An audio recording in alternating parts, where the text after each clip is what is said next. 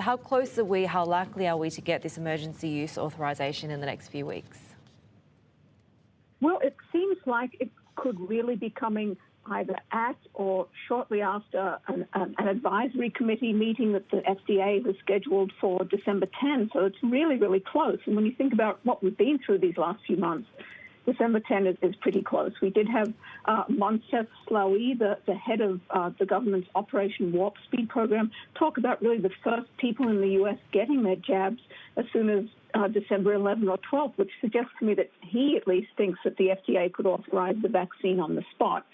It seems like it's all happening very quickly.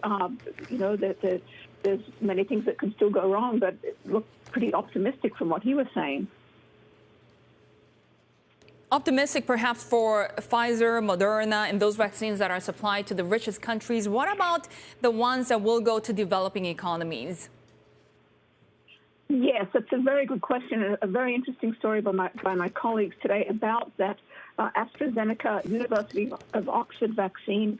They're a little bit further behind Pfizer, Moderna, and BioNTech in terms of getting their results in. And as we know, those other companies produced a jab that seems to have more than 90% effectiveness. So a lot of hopes riding on that AstraZeneca Oxford vaccine.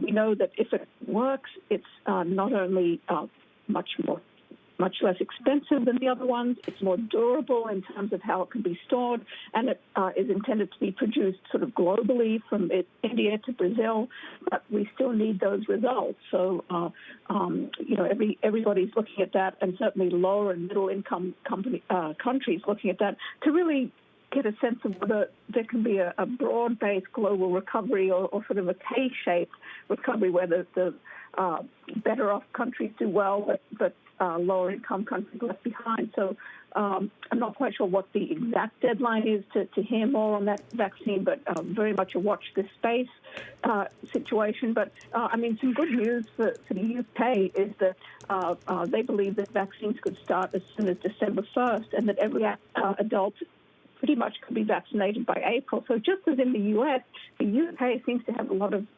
momentum behind it. And when they talk about that rapid rollout, I believe they're talking about the Pfizer vaccine.